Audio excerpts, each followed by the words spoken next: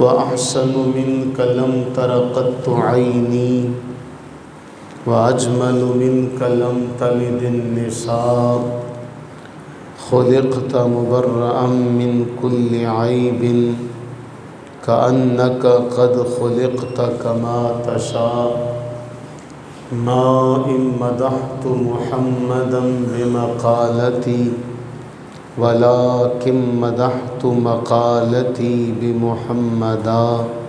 سب کہہ دیجئے صلی اللہ علیہ وسلم. اور فرش والے تیری شوکت کا علو کیا جانے، فرش والے تیری شوکت کا علو کیا جانے، خسروا عرش پہ اڑتا ہے پھریرا تیرا. اللہ جل وعلا نے ہم سب پر اتنا بڑا احسان فرمایا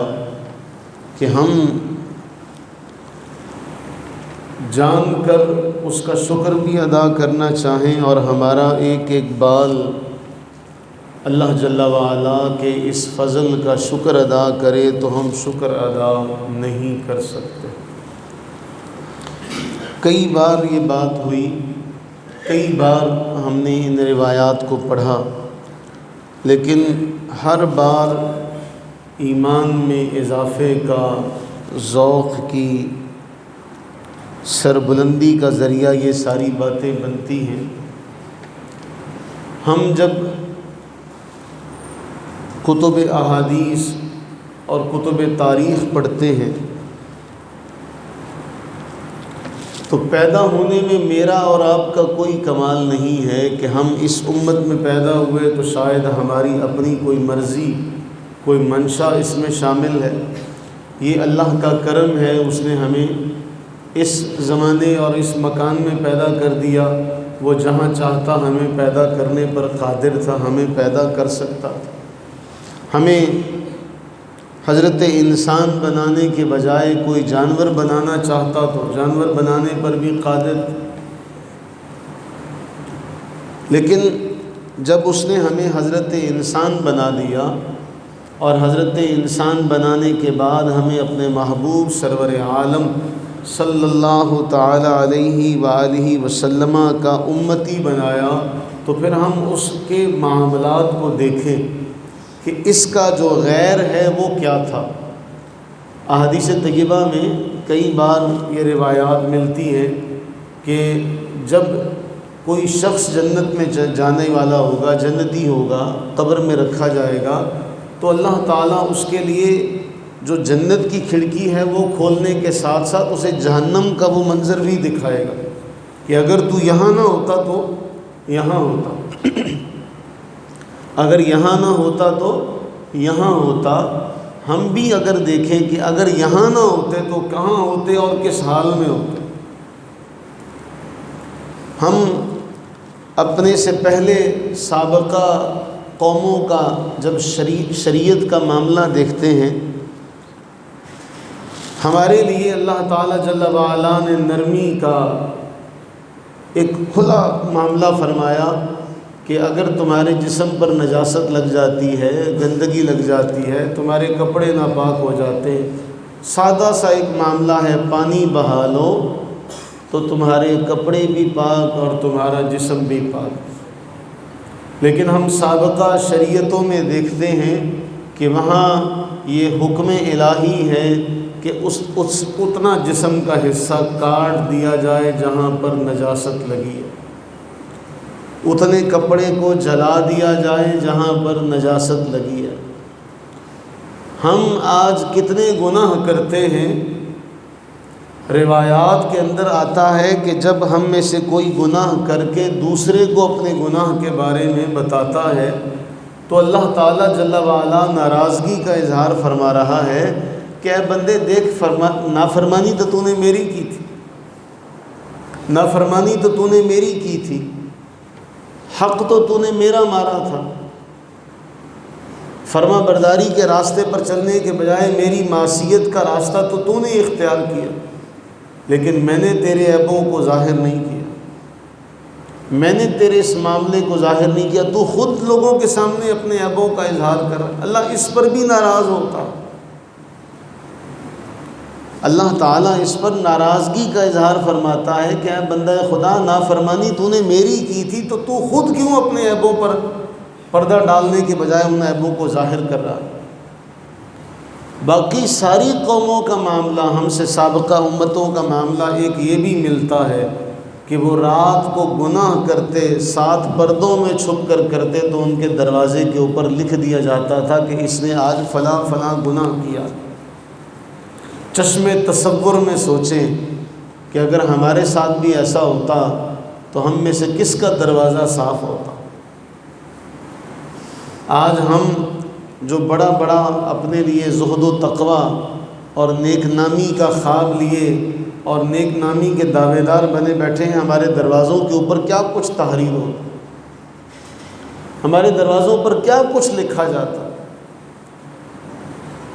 اللہ تعالیٰ نے آدم علیہ الصلوۃ والتسلیم سے لے کر ان کے دونوں بیٹوں سے لے کر حضرت سیدنا عیسیٰ علیہ السلام تک سارے انبیاء، رسل، جتنی بڑی قومیں، چھوٹی، جتنے بڑے بڑے کافر، سب کا اللہ تعالیٰ نے آپ کو تذکرہ سنا دیا۔ آپ سب کی خامیوں سے واقف، نمرود نے کیا کیا تھا، فرعون نے کیا کیا تھا، کیسا کیسا معاملہ تھا، آپ سب کی خامیوں سے واقف، آپ ہر بڑے کافر کے ہر کارنامے سے واقف، آپ نوح علیہ السلام کے بیٹے کے جملے سے بھی واقف، آپ لوط علیہ السلام کی بیوی کے کلمے جو اس نے کہا تھا اس سے بھی واقف۔ اور کل قیامت کا دن ہوگا، صحیح بخاری اور مسلم کی روایات کا مفہوم یہ ہے کہ بارگاہ رب العزت میں سابقہ اللہ تعالیٰ کے حضور یہ عرض کریں گی، یا اللہ ہمارے پاس کوئی نہیں آیا تھا، ہمارے پاس تو کوئی نہیں آیا، ہمیں تو کسی نے نہیں ڈرایا۔ اللہ تعالیٰ انبیاء و مرسلین سے سوال فرمائے گا، انبیاء اور مرسلین کی گواہی دینے کے لیے آپ امت محمدیہ علی صاحبہ الصلاۃ والتسلیم وہاں موجود ہوگی اور کہے گی، یا اللہ ہم گواہی دیتے ہیں ابراہیم علیہ السلام نے، اسماعیل علیہ السلام نے، یعقوب علیہ السلام نے، یوسف علیہ السلام نے، ان سب انبیاء نے اپنا اپنا پیغام پہنچایا، اپنی اپنی ذمہ داری سے عہدہ برا ہوئے، جو ان کے اوپر ذمہ داری تھی اس کو پورا کیا۔ تو وہ سابقہ قومیں وہ سوال کریں گی، یا اللہ انہیں کیسے پتہ، یہ تو وہاں نہیں تھے۔ نوح علیہ السلام کی قوم کہے گی، یا اللہ ان کو کیسے پتہ، یہ ہمارے دور میں تھوڑی تھے، یہ تو ہمارے بعد آئے، تو ہماری گواہی کیسے دیتے۔ اللہ تعالیٰ جب ہماری طرف متوجہ ہوگا تو ہم ناچیز لوگوں کی اس گواہی کی جو صداقت ہے اس کو عیاں کرنے کے لیے، اس کو بیاں کرنے کے لیے رسول اللہ صلی اللہ علیہ وسلم وہاں موجود ہوں گے، کہ جب وہ ہم سے سوال کریں گے ہم کہیں گے ہم نے تو اپنے آقا کریم سرور عالم صلی اللہ علیہ وآلہ وسلم سے سنا تھا، اور وہاں رسول اللہ علیہ السلام کی ذات موجود ہوگی، میں نے انہیں بتایا۔ ہم تو پچھلی قوموں کے گواہ، ان کا معاملہ یہ ہے کہ گناہ کرتے ہیں، ان کے دروازے پر لکھا جاتا ہے، ہمارا تو معاملہ ہی بڑا عجیب، ہم ان کے معاملات پر بھی گواہ، ہم ان کے معاملات میں بھی ان کے سامنے موجود ہوں گے۔ ہمارا معاملہ کیا ہے؟ اللہ تعالیٰ کل قیامت کے دن سامنے پردہ ڈال کر، پردے کے پیچھے محبوب کے امتی کو بلا کر پردے میں پوچھے گا، اے بندہ خدا بتا تو نے یہ کیا تھا، تو نے یہ کیا تھا، تو نے یہ کام بھی کیا تھا۔ اب بندہ ڈر رہا ہوگا۔ میں یہاں صحیح مسلم کی وہ حدیث سناتا چلوں کہ ابھی چھوٹے چھوٹے گناہ سامنے لائے جائیں گے، چھوٹے چھوٹے گناہ دکھائے جائیں، گناہ صغیرہ، اے بندہ خدا دیکھ یہ بھی تیرا کام ہے۔ وہ ڈر رہا ہوگا، لرزاں و ترساں ہوگا، ہاں میں نے یہ بھی کیا ہے، میں نے یہ بھی کیا، میں نے یہ بھی کیا، یہ بھی گناہ میرا ہے، یہ بھی گناہ میرا ہے۔ جب وہ چھوٹے چھوٹے گناہ سارے دکھا دیے جائیں گے نا تو اللہ تعالیٰ کی رحمت جوش میں آئے گی اور رب تعالیٰ اس بندے سے فرمائے گا جا میں نے پردے کے پیچھے ان سارے گناہوں کو معاف کر دیا۔ تو بندہ فوراً عرض کرے گا یا اللہ میں تو کئی گناہ کیتے سی تے نظر ہی نہیں آنڈے، میں نے تو کئی گناہ کیے تھے وہ یہاں نظر نہیں آ رہے ہیں مجھے۔ جب چھوٹے بطور گناہ دکھائے جا رہے تھے گناہ صغیرہ تب ڈر رہا تھا، جب چھوٹے گناہوں کو نیکیوں میں بدلی کر دیا گیا تو فوراً کہنے لگا یا اللہ بڑے گناہ کہاں ہیں، بڑے گناہ کہاں ہیں، تاکہ وہ بھی نیکیوں میں بدلی ہوں تو ثواب زیادہ ملے۔ یہ جو جرت حوصلہ ہے، یہ جو مقام و مرتبہ ہے، یہ جو محبت والا معاملہ ہے، یہ جو کہنے کا جو حوصلہ ہے، یہ کس کے صدقے ملے گا؟ یہ جو رب کی بارگاہ میں لب کشائی کرنے کا جو معاملہ ہے، یہ جو رب کی بارگاہ میں یہ دو جملے بولنے کا معاملہ، یہ کس کا صدقہ ہے کہ دنیا میں بھی اس نے ہم پر تو سارے لوگوں کے گناہوں کو ظاہر کر دیا۔ قابیل نے ایسے کہا تھا، یوسف علیہ السلام کے بھائیوں نے ایسے کیا تھا، سب فلاں نے ایسے کیا تھا، فلاں نے ایسے کیا تھا، میرے اور آپ کے معاملے سے سوائے اس کے کوئی واقف نہیں، سوائے اس کے کوئی واقف نہیں۔ اور دنیا میں بھی اس نے پردہ ڈال کے رکھا، کل قیامت میں سب کو گناہوں کے ساتھ بلایا جائے گا، آپ کو صرف پردے میں بلا کر کہا جائے گا کہ یہ بھی تیرا تھا، یہ بھی تیرا تھا۔ دنیا میں بھی کسی کو ظاہر نہیں ہونے دیا، آج بھی پردے کے پیچھے معاف کرتا ہوں۔ یہ کس کی بدولت، یہ کس کا صدقہ ہے؟ یہ اسی ذات کا صدقہ ہے جس کا ہم ذکر کرنے بیٹھے، ورنہ میرے اور آپ کے پلے کیا ہے؟ مجھے اور آپ کو کیا آتا ہے؟ اس ہستی نے اپنے محبوب کا نام اتنا بلند کر دیا، اتنا بلند کر دیا، اتنا بلند کر دیا کہ جو محبوب کریم سرور عالم صلی اللہ علیہ وآلہ وسلم کے لڑ لگتے چلے جائیں گے، آپ کا دامن پکڑتے چلے جائیں گے، وہ بھی بلند و بالا ہوتے چلے جائیں گے۔ وَرَفَعْنَا لَكَ ذِكْرَكَ۔ اور اس کی تشریح میں دیکھا جائے، اس کی عربی گرامر کو دیکھا جائے، وَرَفَعْنَا، اور ہم نے بلند کیا، لَكَ، آپ کے لیے، ہم نے آپ کے لیے، آپ کو راضی کرنے کے لیے آپ کا ذکر اونچا کیا۔ رسول اللہ صلی اللہ علیہ وآلہ وسلم کا مقام و مرتبہ یوں ہی نہیں، سیدی اعلیٰ حضرت رحمہ اللہ نے کہا تھا، خدا کی رضا چاہتے ہیں دو عالم، خدا چاہتا ہے رضائے محمد صلی اللہ علیہ وسلم۔ یہ مقام رضا ہے، مقام محبوب ہے۔ تو اللہ تعالیٰ نے تو ہمیں اندھیروں سے نکال کے، پتہ ہے اس دور کی جہالت کا عالم طالب ہاشمی نے ایک جملہ لکھا، بڑا خطرناک ہے، بڑا انسان کو ہلا دیتا ہے۔ طالب ہاشمی لکھتے ہیں، جس دور میں نبی صلی اللہ تعالیٰ علیہ وآلہ وسلم تشریف لائے تھے، اس دور کی جہالت کا عالم یہ تھا کہ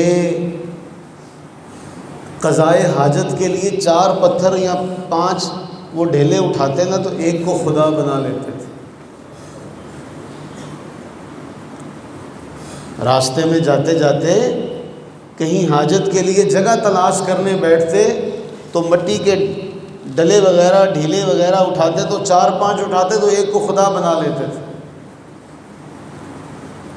اللہ تعالیٰ نے اپنے محبوب کریم سرور عالم صلی اللہ علیہ وسلم کی ذات کے ذریعے سے ہم پر کتنا کرم کیا، کتنا کرم۔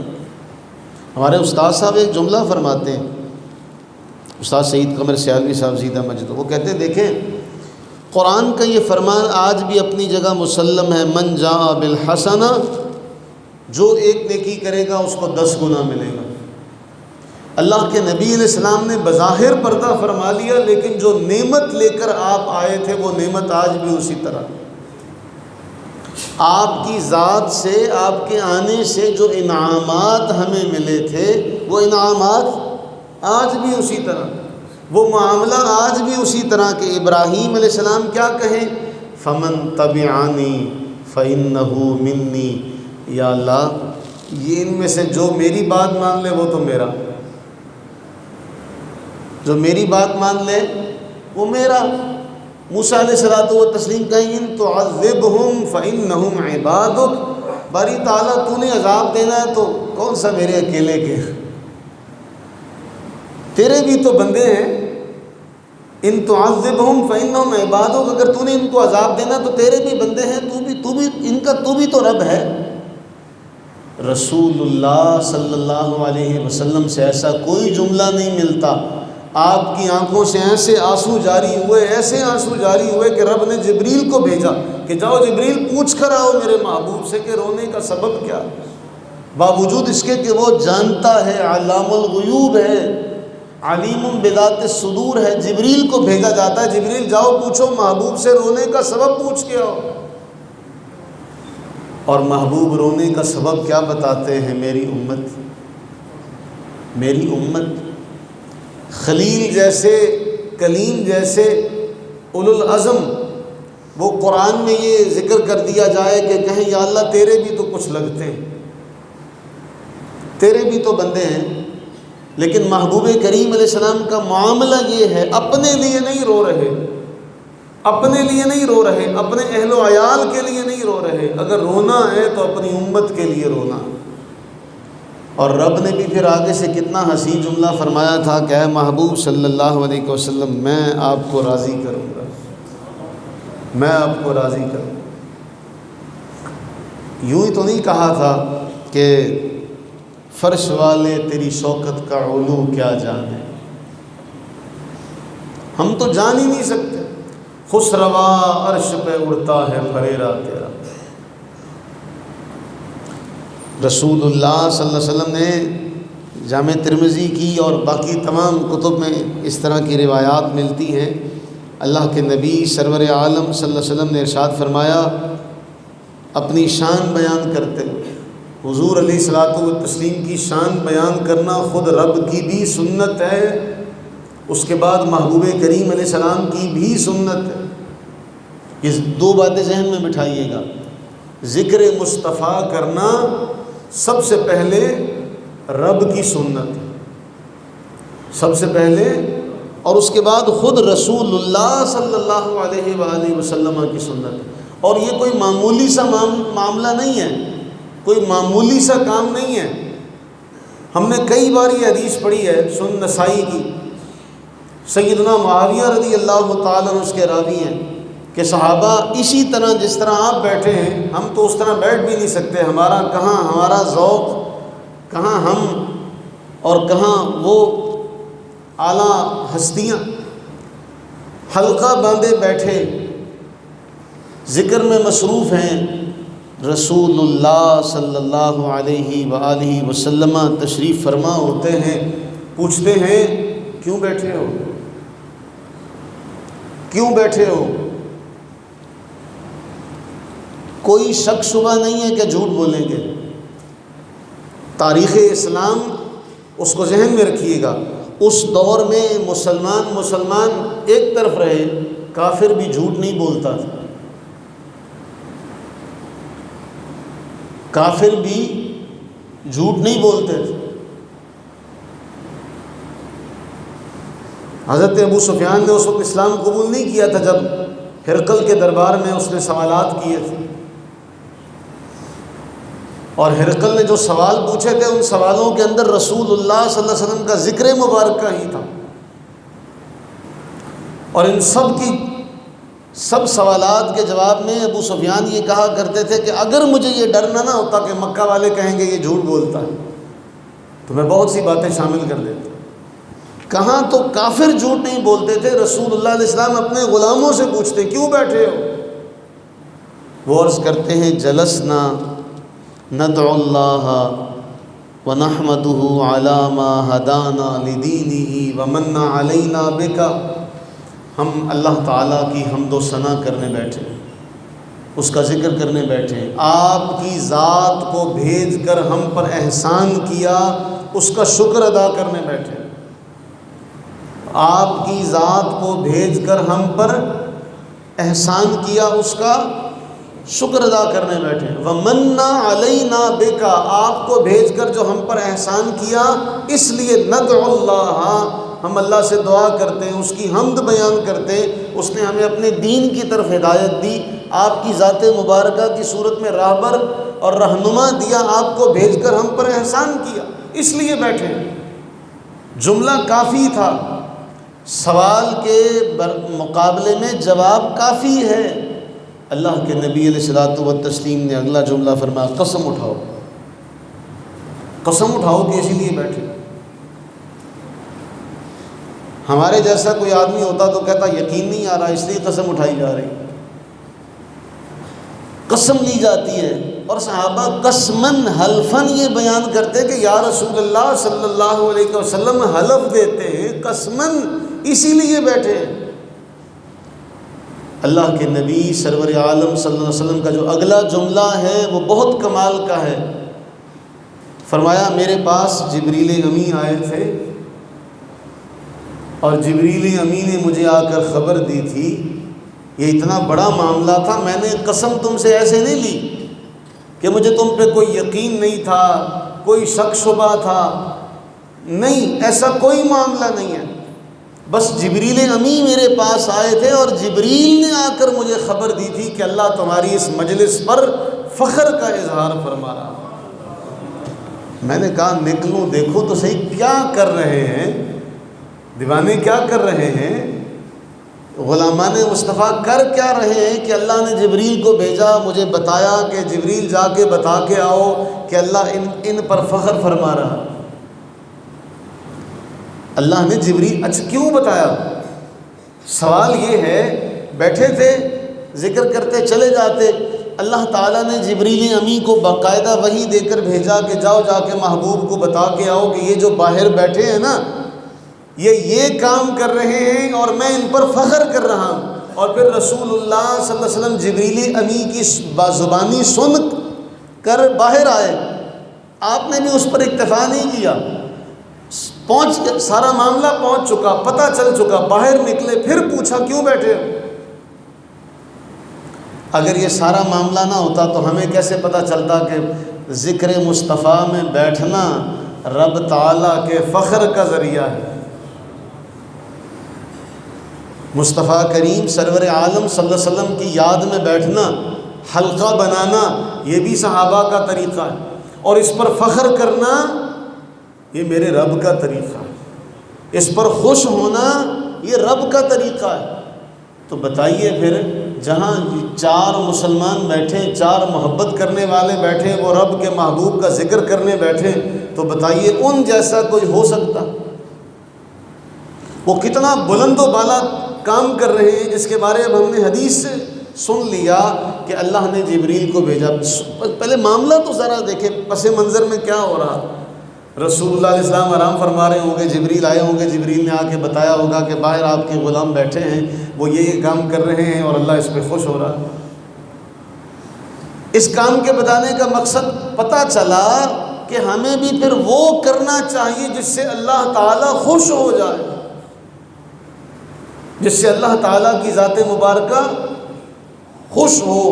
ہم بھی وہ کریں، پھر ہم تو وہ کرتے ہی رہتے۔ رسول اللہ صلی اللہ علیہ وآلہ وسلم نے جب یہ باتیں ارشاد فرمائی ہوں گی، ان باتوں کو اس وقت کوئی سوچے کہ حضور فرماتے ہیں انا اول الناس خروجا اذا بعثوا، تمہیں پتہ ہے جب لوگ دوبارہ اٹھائے جائیں گے تو سب سے پہلا کون ہوگا؟ سب سے پہلا میں ہوں گا، سب سے پہلا میں ہوں گا۔ وَأَنَا خَطِيبُهُمْ إِذَا وَفَدُوا، تمہیں پتہ ہے جب وہ وفد کی صورت میں جائیں گے تو ان کے ساتھ رب تعالیٰ کی بارگاہ میں باتیں کرنے والا ان کا خطیب کون ہوگا؟ فرمایا میں ہوں گا۔ تمہیں پتہ ہے وَأَنَا مُبَشِّرُهُمْ إِذَا أَيِّسُوا، جب کبھی وہ مایوس ہو جائیں گے تو ان کو خوشخبری دینے والا، ان کی ڈھارس بندھانے والا کون ہوگا؟ فرمایا تمہیں پتہ ہے وہ میں ہوں گا۔ پھر اللہ کے نبی علیہ السلام فرماتے ہیں سنو سنو، لواء الحمد یومئذ بیدی، اس دن حمد کا جھنڈا بھی میرے ہاتھ میں ہوگا۔ فرمایا وَأَنَا أَكْرَمُ وَلَدِ آدَمَ عَلَىٰ رَبِّي وَلَا فَخْرَ، پوری اولاد آدم میں سب سے زیادہ اللہ نے مجھے معزز کیا، میں اس پہ فخر بھی نہیں کرتا، میں اس پہ فخر نہیں کرتا۔ یہ مقام و مرتبہ اللہ کے نبی سرور عالم صلی اللہ علیہ وسلم نے خود اپنا بیان فرمایا۔ اب اس کے بیان کرنے کا مطلب اور مقصد کیا ہے کہ حضور فرماتے ہیں انا اول من تنشق عنہ الارض، جس کے لیے سب سے پہلے زمین کھلے گی، جس کے لیے سب سے پہلے زمین کھلے گی، سب سے پہلے اللہ کی بارگاہ سے جس کو اعلیٰ ترین لباس پہنایا جائے گا اور پھر وہ اللہ کے عرش کے دائیں جانب کھڑا ہوگا، وہ میرا مقام ہوگا۔ نعرہ تکبیر، اللہ نعرہ رسالت، یا رسول نعرہ حیدری، یا وہ میرا مقام ہوگا، وہ میرا مقام ہوگا۔ اب مجھے بتائیے ان ساری باتوں کا نبی سرور عالم صلی اللہ علیہ وسلم کے بیان کرنے کا مطلب اور مقصد کیا تھا؟ ہم اس کو یاد کریں اور دنیا والوں کو بتائیں کہ لوگوں سنو، جس ہستی کا اللہ نے ہمیں امتی بنایا ہے وہ کوئی معمولی ہستی نہیں ہے۔ فرمایا اذا کان یوم القیامہ کنت امام النبیین وخطیبہم وصاحب شفاعتہم غیر فخر، قیامت کے دن میں تو نبیوں کا بھی امام اور خطیب ہوں گا، قیامت کے دن میں تو نبیوں کا بھی امام اور خطیب ہوں گا۔ اور سب سے جو جملہ بڑا اہم ہے کہ رسول اللہ صلی اللہ علیہ وسلم مجھے اس پہ فخر نہیں ہے، میں اس پہ کوئی فخر نہیں کرتا، میں اس پر کوئی فخر نہیں کرتا۔ جب یہ آیہ مبارکہ نازل ہوتی ہے، اس آیہ مبارکہ کی تفسیر میں جب ہم عربی تفاسیر دیکھتے ہیں، حضرت مجاہد کہتے ہیں بتایا گیا کہ اے حبیب سرور عالم صلی اللہ علیہ وسلم، جہاں جہاں میرا ذکر ہوگا وہاں آپ کا ذکر کیا جائے گا۔ ہم نے ایسا آپ کا ذکر بلند کیا، جہاں میرا ذکر ہوگا وہاں آپ کا ذکر ہوگا۔ اور حضرت قتادہ نے بڑا حسین جملہ لکھا، قتادہ کہتے ہیں رفع اللہ ذکرہ فی الدنیا والآخرہ، اللہ تعالیٰ نے آپ کا ذکر ایسا بلند کیا، ایسا بلند کیا، فلیس خطیب ولا متشہد، کوئی خطیب اس کا خطبہ نہیں ہو سکتا، کوئی تشہد میں بیٹھنے والا تشہد نہیں پڑھ سکتا، وہ جب بھی خطبہ دے گا، جب بھی تشہد پڑھنے والا تشہد پڑھے گا، جب اذان دینے والا اذان دے گا، اشہد ان لا الہ الا اللہ و اشہد ان محمد الرسول اللہ، وہ ساتھ میں یہ کہے گا، وہ ساتھ میں یہ کہے گا۔ اور کہتے ہیں کہ ابن جریر کہتے نبی سرور عالم صلی اللہ علیہ وسلم کے پاس جبریل آئے اور عرض کرنے لگے کہ میرا اور آپ کا رب فرماتا ہے آپ بتائیے میں آپ کا ذکر کیسے بلند کروں۔ رب تعالیٰ نے جبریل کو بھیجا، امام ابن جریر طبری اپنی سند سے لکھتے ہیں کہ جبریل امی حضور کے پاس آ کر عرض کرتے ہیں کہ میرا اور آپ کا رب فرما رہا ہے کہ میں آپ کا ذکر کیسے بلند کروں۔ رسول اللہ صلی اللہ علیہ وسلم نے فرمایا اللہ تعالیٰ کو پورا علم ہے کہ جب اللہ کا ذکر کیا جائے گا اس کے ساتھ ساتھ میرا ذکر کیا جائے گا، جب اللہ تعالیٰ کا ذکر کیا جائے گا اس کے ساتھ ساتھ میرا ذکر کیا جائے گا۔ اور پھر امام ابو نعیم اصفہانی نے دلائل النبوہ میں نقل کیا، اور اسے بھی ائمہ محدثین نے نقل کیا کہ جب یہ سب کا سب معاملہ ہو چکا تو ایک بار رسول اللہ صلی اللہ علیہ وآلہ وسلم نے محبت میں آ کے رب تعالیٰ سے یہ عرض کی تھی، اے اللہ جتنے بھی مجھ سے پہلے انبیاء بھیجے، جتنے بھی مجھ سے پہلے انبیاء بھیجے سب کو تو مقام و مرتبہ تو نے نوازا ہے، یا ربی انہو لم یکن نبی قبلی الا وقد کرمتہ، تو نے سب کو نوازا، تو نے سب کو نوازا، جعلت ابراہیم خلیلا وموسیٰ کلیما وسخرت لداود الجبال ولسلیمان الریح والشیاطین واحییت لعیسی الموتى فما جعلت لی۔ اے اللہ، تو نے ابراہیم علیہ السلام کو خلیل بنایا، سیدنا موسیٰ علیہ السلام کو کلیم بنایا،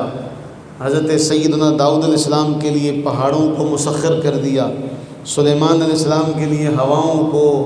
یہ جنات کو تابع دار کر دیا، عیسیٰ علیہ الصلوۃ والتسلیم کے ہاتھوں مردے زندہ کرائے، مجھے کیا دیا ہے؟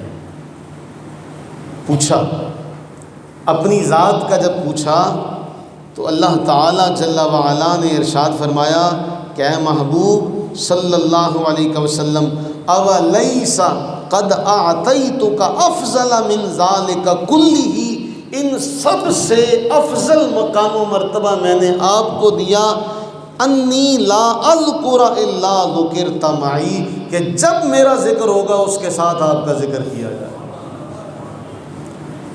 میں نے ان سب کو مقام و مرتبہ دیا، لیکن ان سب سے زیادہ مقام اور مرتبہ شرف میں نے آپ کو عطا فرمایا کہ جب میرا ذکر ہوگا اس کے ساتھ ساتھ آپ کا ذکر ہوگا۔ اور اگلا جملہ اس سے بھی کمال کا ہے کہ میں نے آپ کی امت کے سینوں کو ایسا کر دیا کہ وہ قرآن کو قرات سے پڑھتے ہیں۔ میں نے آپ کی امت کے سینوں کو، یہ انعام ہم تک آ رہا، میں نے آپ کی امت کے سینوں کو ایسا کر دیا کہ وہ قرآن قرات سے پڑھتے ہیں۔ میں نے کسی کو یہ مقام و مرتبہ نہیں دیا، کسی کو یہ شرف نہیں دیا،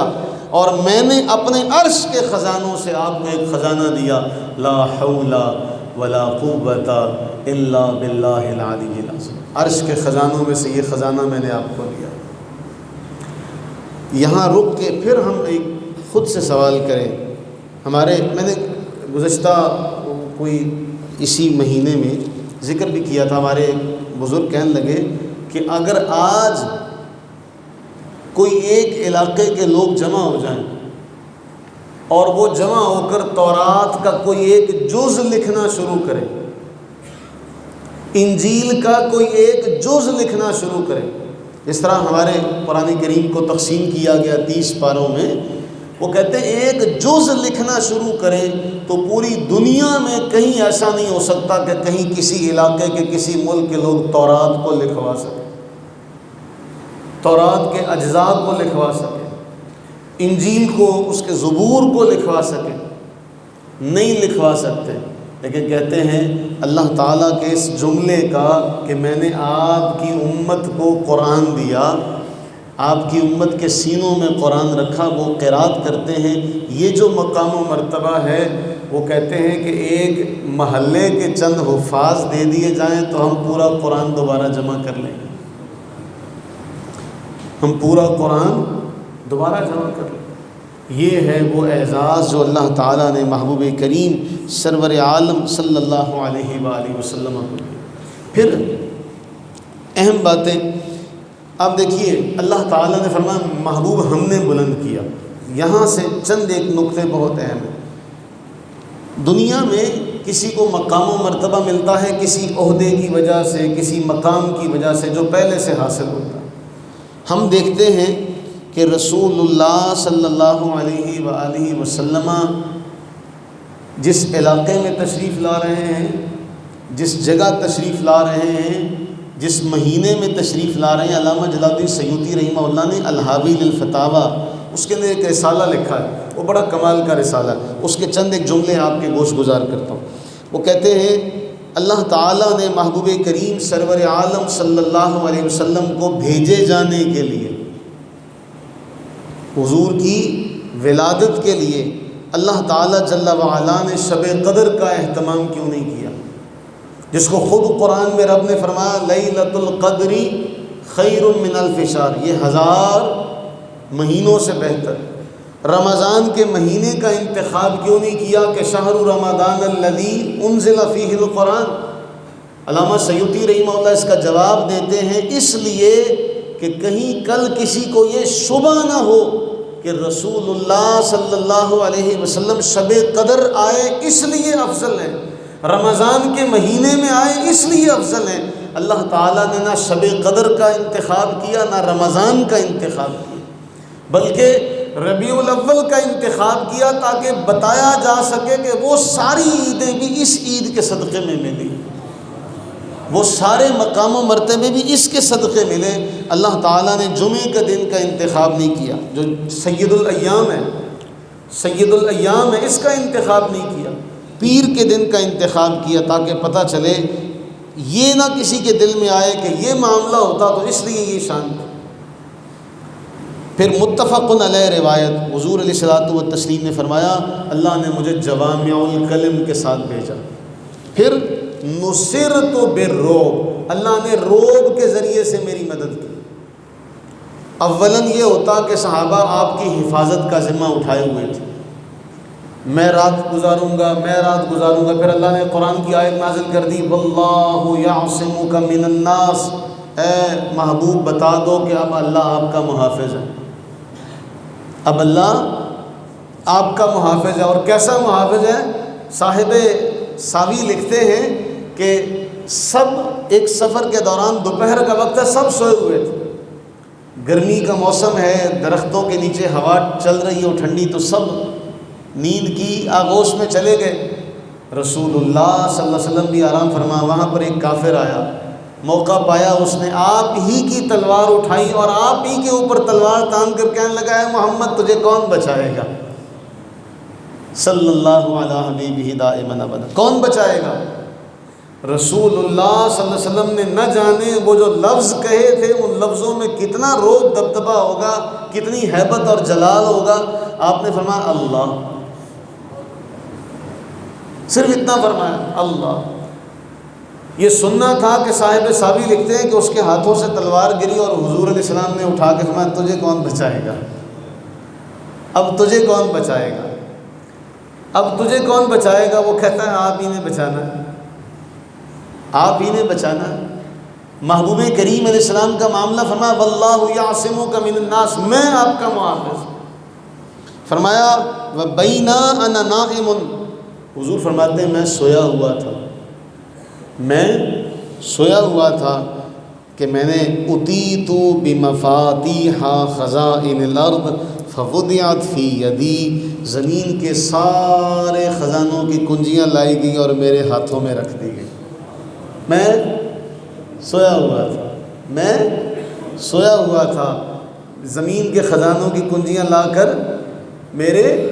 اور صحیح مسلم کے اندر اتنا اضافہ ہے کہ جب کبھی یہ فتوحات ہوتی تو صحابہ پتہ ہے کیا کہتے لوگوں سے؟ کہتے یہ تو وہ خزانے ہیں جن کی کنجیاں حضور کے ہاتھ میں اللہ نے پہلے سے رکھی ہوئی، وہ چلے گئے فذهب رسول اللہ صلی اللہ علیہ وسلم وانتم تنتسلون، تم انہی خزانوں کو تو خرچ کر رہے ہو، انہی خزانوں کو تو تم خرچ کر رہے ہو۔ میرے عزیزوں یہ معاملہ بہت ہی ہمیں اپنی نسلوں کو یہ بات سمجھا کر جانی ہے کہ اگر دنیا میں اللہ تعالیٰ کی بارگاہ میں کوئی مقام و مرتبہ حاصل کرنا ہے تو ہر مقام و مرتبہ بارگاہ رسالت سے ہو کر جاتا ہے، ہر مقام و مرتبہ رسول اللہ صلی اللہ علیہ وسلم کی بارگاہ سے ہو کر نکلتا ہے۔ جو یہاں سے ہو کر جائے گا تو پھر سب کچھ مل جائے، اگر یہاں سے نکل کر چلے گئے تو پھر کچھ بھی ہاتھ نہیں آئے گا۔ ہمارے پاس ایک ہی ہے۔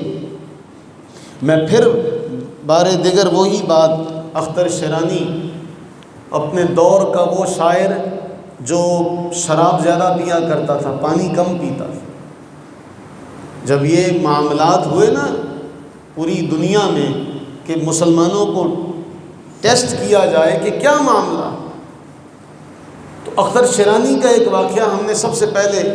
سید ہدایت رسول شاہ صاحب رحمہ اللہ کی زبانی سنا تھا۔ اختر شیرانی شراب کے نشے میں سوال ہو رہا ہے فلاں بھی کچھ نہیں جانتا، فلاں بھی کچھ نہیں جانتا، فلاں بھی کچھ نہیں جانتا، کرتے کرتے کرتے کو کمیونسٹ تھے، انہوں نے سوال کیا آمنہ کے لال کے بارے میں کیا کہتے ہیں؟ لکھنے والے نے لکھا کہ سارا نشہ ہرن ہو گیا، آنکھیں صاف ہو گئیں، وہ نشہ کہیں غائب ہو گیا، وہ گلاس تھا وہ سر پہ دے مارا، کہا ایک ہی تو سہارا ہے اختر کے پاس، وہ بھی چاہتے ہو چھین لو، ایک ہی تو سہارا ہے اور ہمارے پاس سہارا کوئی نہیں۔ جب ہم حدیث شفاعت پڑھتے ہیں تو اس حدیث شفاعت میں اللہ کے نبی علیہ السلام نے پہلے سے ساری باتیں بیان کر دی۔ امام منذری کی وہ حدیث ذہن میں رکھیے کہ جب کل قیامت کے دن ہر ایک اپنے اپنے پسینے میں ڈوبا ہوا ہوگا، کوئی ٹخنوں تک، کوئی گھٹنوں تک، کوئی اس سے اوپر، کوئی اس سے اوپر، کوئی کندھوں تک، کوئی گردن تک پسینے میں ڈوبا ہوا ہوگا، ایسے پریشانی کے عالم میں سب کہیں گے کیا کریں، کس کے پاس جائیں؟ اور سارے کے سارے اکٹھے ہو کر، میں اب اس حدیث کا صرف اشارہ کر رہا ہوں، سوچنا آپ کا کام ہے کہ پہلے اس کی منظر کشی کی جائے کہ منظر کیسا ہوگا، معاملہ کیا ہوگا۔ اور اب جب اللہ کے نبی علیہ السلام نے فرما دیا تو بلا کم و بے اسی طرح ہی ہوگا جس طرح آپ نے فرما دیا۔ وہ سارے کے سارے اکٹھے ہوں گے، بھئی ایسی پریشانی کے عالم میں ہے کہ کشتیاں چلنے لگ پڑے، بتاؤ کیا کریں، کس کے پاس جائیں؟ وہ سارے کہیں گے یار ہم سب کے ابا تو آدم ہیں، ابو البشر تو آدم ہیں، ان سے کائنات بنی تھی، اللہ نے انہیں اپنا خلیفہ بنا تھا، چلو سب ان کے پاس چلتے۔ جب حضرت سیدنا آدم علیہ السلام کے پاس پہنچیں گے، پریشانی بھی آپ کے سامنے ہے، سارا معاملہ بھی آپ کے سامنے ہے، جب وہاں جائیں گے ابو البشر حضرت سیدنا آدم علیہ السلام کہیں گے آج میں کچھ نہیں کر سکتا، آج میرے اختیار میں کچھ نہیں ہے، مجھے تو آج اپنا معاملہ پڑا ہوگا، آج میں کچھ نہیں کر سکتا۔ اذهبوا الی غیری، جاؤ کسی اور کے پاس جاؤ۔ کوئی معمولی شخصیت تھوڑی ہیں جنہیں رب نے اپنے دست قدرت سے بنایا، خلیفہ بنایا، مسجود ملائک بنایا، ساکن جنت بنایا، وہ کہہ رہے ہیں کسی اور کے پاس چلے جاؤ۔ نوح علیہ السلام کے پاس جنہیں رب تعالیٰ نے شکر گزار بندہ قرار دیا، سارے اکٹھے ہو کر ثانی آدم نوح علیہ السلام کے پاس آ جائیں گے، آپ بھی کچھ کریں۔ حضرت سیدنا نوح علیہ السلام بھی ہاتھ کھینچ لیں گے، نہیں آج میرا رب اتنے شدید غصے میں ہے، غضب میں ہے، اس سے پہلے کبھی نہیں تھا، آج میں تو اللہ کے حضور بولنے کی ہمت نہیں رکھتا، میں نہیں جاتا۔ سوچئے نوح علیہ السلام کے امتی بھی شامل ہوں گے نا، جب وہ سارے نوح علیہ السلام کے پاس ہیں، اور کرتے کراتے سارے انبیاء اور رسل علیہ السلام کے پاس سے ہوتے ہوتے جب آخر میں رسول اللہ صلی اللہ علیہ وسلم کی بارگاہ تک پہنچیں گے، اب ایسے نہیں ہو سکتا کہ پہلے حضور کے پاس آ جاتے، اگر پہلے آ جاتے تو پھر کسی کے دل میں یہ خیال پیدا ہو سکتا تھا کہ یہ کام تو سب کر سکتے تھے۔ جب سب سے مایوس ہو جائیں گے، آدم علیہ السلام سے لے کر عیسیٰ علیہ الصلوۃ والتسلیم تک سب جواب دے دیں گے کہ نہیں، پھر حضور کے پاس آئیں گے، پھر وہ جملہ ذہن میں رکھیے، میں ان کا خطیب ہوں گا، جب وہ مایوس ہو جائیں گے میں ان کو بشارت دینے والا ہوں گا، اور حضور کے جملے کیا ہوں گے؟ انا لہا، وہ میں تو ہوں ہی اسی لیے، وہ میں تو ہوں ہی اسی لیے، چلو۔ اور پھر حضور فرماتے ہیں میں رب کی بارگاہ میں آ جاؤں گا، ایسا سجدہ کروں گا، ایسی رب کی حمد کروں گا، آج مجھے نہیں پتا میں اللہ کی کیسی حمد کروں گا، اندازہ کریں، میں ایسی رب کی حمد و ثنا کروں گا کہ رب مجھے فرمائے گا، وہ بے نیاز ذات، وہ صمد ذات کہے گی یا محمد، اے محمد صلی اللہ علیہ وسلم اپنا سر انور اٹھا لیجئے، اپنا سر مبارک اٹھائیے، سل توتا وشفا تو شفا، مانگے کیا مانگتے ہیں، مانگے کیا مانگتے ہیں، سفارش کریں، جس کی سفارش کریں گے ہم اس کی سفارش آپ کے حق میں اس کی سفارش قبول فرما لیں گے، اور پھر اللہ کے نبی علیہ السلام دھڑا دھڑ جنت میں لے کر جانا شروع ہو جائیں گے، ایک کے بعد ایک، ایک کے بعد ایک، پھر حضور اللہ کی بارگاہ میں چلے جائیں گے، پھر سجدہ ریز ہوں گے، پھر اللہ کے نبی کے لیے ایک حد قائم کی جائے گی، حضور پھر نکالنا شروع ہو جائیں گے، اس کے بعد جب وہ حد مکمل ہو جائے گی حضور پھر اللہ کے دربار میں آ کے سجدہ ریز ہو جائیں گے، پھر اللہ کی تعریف و توصیف کریں گے، رب پھر فرمائے گا محبوب سر اٹھائیے، محبوب سر اٹھائیے، محبوب سر اٹھائیے، سوال کیجئے، کیا سوال ہے؟ 4 بار، 3 یا 4 بار ایسا ہوگا رسول اللہ علیہ السلام رب کی بارگاہ میں اپنے سر کو جھکا کے رب کی تسبیح تعریف بیان کریں گے۔ سوچئے وہ ہستی دنیا میں تو کیا ہمیں بھولی، اس نے تو میدان محشر میں بھی صرف ہمارے ہی لیے سب کچھ کرنا، وہاں بھی صرف ہمارا ہی ہوگا چرچا، وہاں بھی وہ ہمارے ہی لیے ہوگا، کبھی کہاں کبھی کہاں۔ جامع ترمذی کی حدیث ہم نے کئی بار پڑھی ہے کہ کہاں تلاش کروں، فرمایا میزان پر دیکھ لینا، میزان پر نہ ہوا پل صراط پر ہوں گا،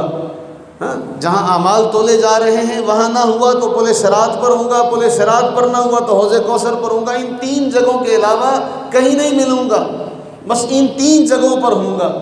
تو محبوب کریم سرور عالم صلی اللہ علیہ وسلم ساری زندگی جب سے اس دنیا میں تشریف لائے، اس دنیا سے جاتے تک سوائے اپنی امت کی پریشانی کے اور کوئی پریشانی اس کے اوپر غالب نہیں آ سکی۔ اور آج امت جو ہے وہ یہ سوچے،